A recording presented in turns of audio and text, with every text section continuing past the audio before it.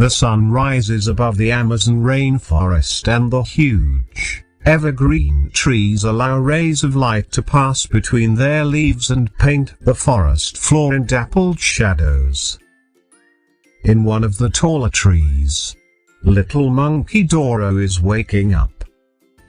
Doro is a pretty little monkey with brown hair and a long tail. She wishes that she could sleep some more, but there is no time to lose. Today is the day of the big party. Monkeys will come from far and wide to attend the party, even from neighboring countries such as Peru and Bolivia. The big party, held in the Brazilian part of the Amazon rainforest, is always a very big success. There is music and dancing, and often a monkey will find a mate and fall in love. Doro is very excited because this year she has been asked to help the older monkeys of the community with the organizing of the party. This is a very great responsibility and there is no time to lose. Doro arrives at the meeting early and is very pleased to see her friend Tinga. Tinga is an indigenous name meaning of white color. This is the perfect name for Doro's friend as he has white hair and green eyes. Tinga is a very rare and shy monkey, but when he sees Doro his eyes light up with joy. The other monkeys often laugh at Tinga's strange white hair and green eyes, but Doro does not like such jokes. She thinks that her friend is very handsome, even though her heart belongs to another monkey called Paco. Paco is a big, strong monkey with thick, black hair who lives in the forest on the very edge of Bolivia. Doro first met Paco at the big party the previous year. They danced together only once, but Doro knew then that her heart belonged to him. She also remembers that Paco was arrogant and that he did not pay her very much attention. He had said that Doro was too young and that she was always lost in her own fantasy world. Despite of all this, Doro is looking forward to seeing Paco again, and such thoughts make her even more excited about the party. Chief Ubirajara, a very big and very brave monkey, calls the meeting to order and begins to hand out tasks to the assembled monkeys. Eventually it is the turn of Doro to be given her special task for the day, but the little monkey is so lost in her own thoughts that she does not hear Chief Ubirajara's instructions. Doro. Doro. Have you been listening to a word I have said to you? You are always lost in your fantasy world, even today when there is so much work to be done. Doro is startled and stammers her reply.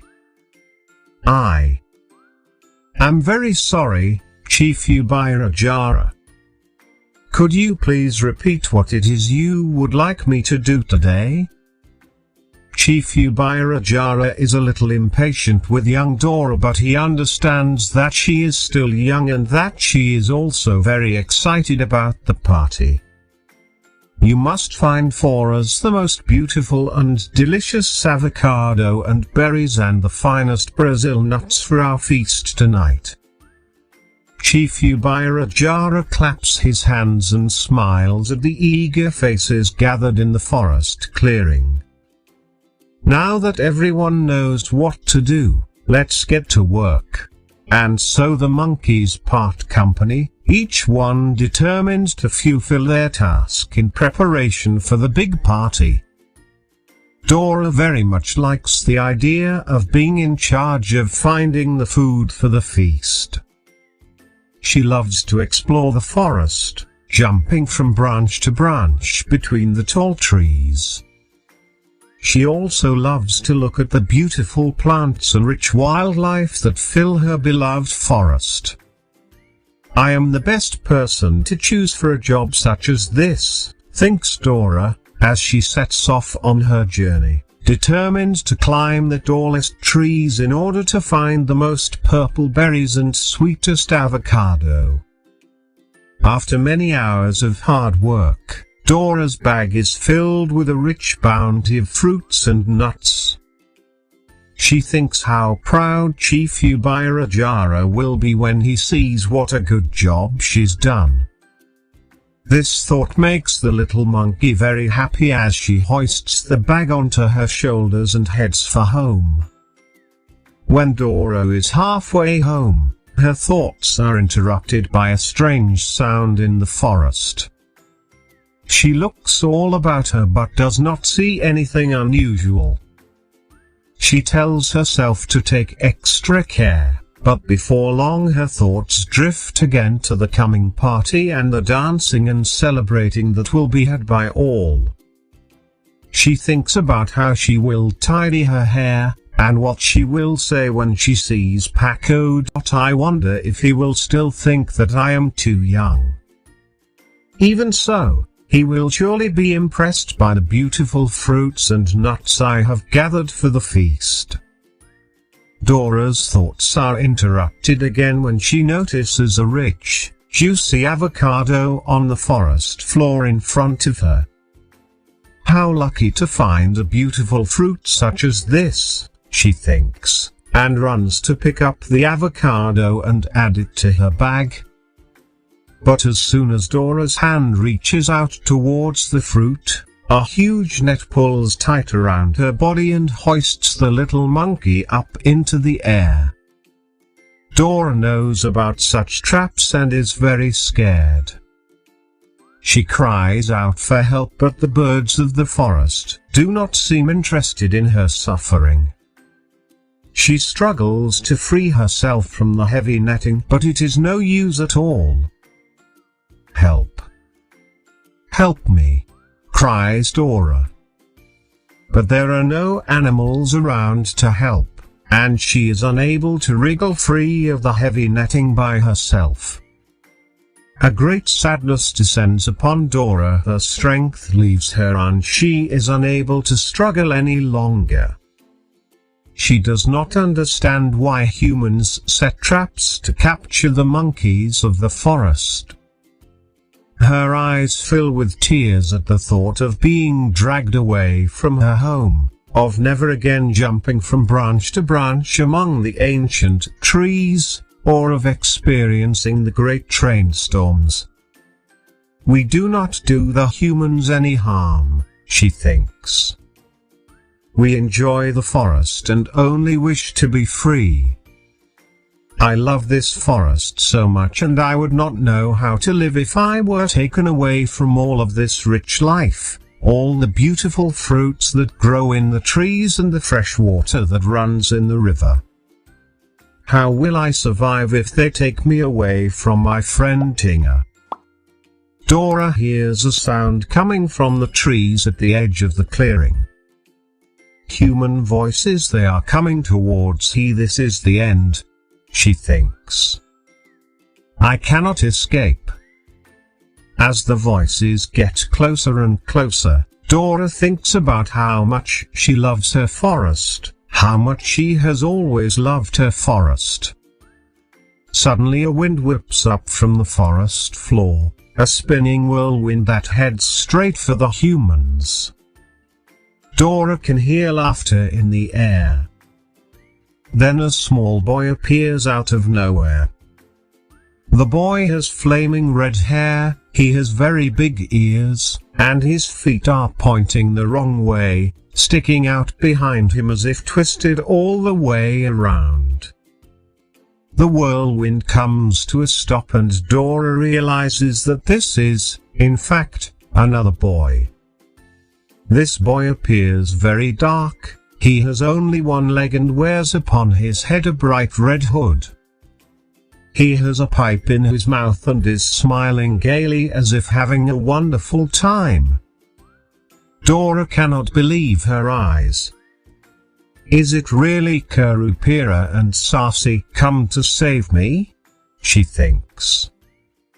The little monkey had only heard of the two boys in stories told by her ancestors. Their existence belonged in legend, and as such Dora was never sure if the legend was true. At that moment a voice fills Dora's ears. When you love the forest, little one, the forest also loves you. This is the protection that I send to you to keep you safe. Now Dora is sure that what she sees is real, and she is filled with gratitude and love. Sassy begins to spin on his leg once more, creating a great whirlwind all about him. Curupira arms himself with an ugly face, and together the two head towards the humans, making a terrible noise that would scare any grown man right down to his soul. The humans run from the forest as fast as they can, never once looking back towards Curupira and Sassy, and they promise all the time that they will never again enter the forest to set their traps. When the humans have gone, Curupira and Sassy free Dora from her net and make sure that she is not harmed in any way. The little monkey is so grateful that she offers her bag of fruits and nuts as a way of saying thank you to the brave boys of the forest. Curupira takes the bag with gratitude. He smiles at Dora, saying, "Always take care of the forest, and the forest will always protect you in return." With these words he walks from the clearing on his backwards feet and disappears among the tall trees. Sassy then turns into a whirlwind once again and spins off into the forest behind his friend. Dora pauses for just a moment before running back in the direction of her home, eager to tell her magical story to the monkeys, who are already dancing and celebrating at the big party. When she arrives back home, Dora apologizes to Chief Ubirajara for not bringing her bag of fruit as instructed. She eagerly explains how Curupira and Sassy saved her from being kidnapped by the humans, and of how she offered the fruit as a thank you for their bravery. Chief Ubirajara nods patiently at young Dora and seems only grateful that she has returned safely. Just then Paco steps out from the crowd that's gathered to hear Dora's amazing story. "You are really a silly monkey, aren't you?" he says, in his proud voice. "Only a dreamer such as you could believe in the legend of Curupira and Sassy." Dora realizes that Paco is actually a big fool. She tells herself that she will have nothing to do with him any longer. "He is too proud and arrogant, and I have been foolish to feel anything for a monkey such as him," she thinks to herself. Then little Dora spots her friend Dingo entering the party from the forest. She runs towards him with a smile.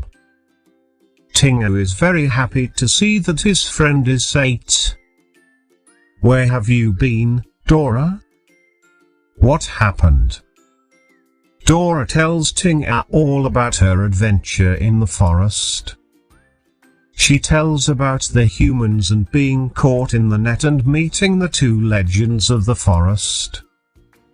Dora also realizes how much she cares for Dingo and remembers how it was him that she thought of the most when she was caught in the net, and how she felt so very sad at the thought of never seeing him again. Dingo and Dora are very happy and reach out and hug one another. "I am so glad you are safe, Dora. And I am glad to be with you again, Dingo," the little monkey says as she takes him by the hand and leads him onto the dance floor. The party fills with music and laughter. The sun goes down and the stars fill the night sky above the ancient rainforest. Dora and Dingo dance together all night long, happy to be with one another, happy to be at the big party in the forest. Out of the corner of her eye, Doro is sure she sees a whirlwind and a boy with flame-red hair running between the trees in the forest. She is grateful to be surrounded by her friends and by the beautiful forest she calls home.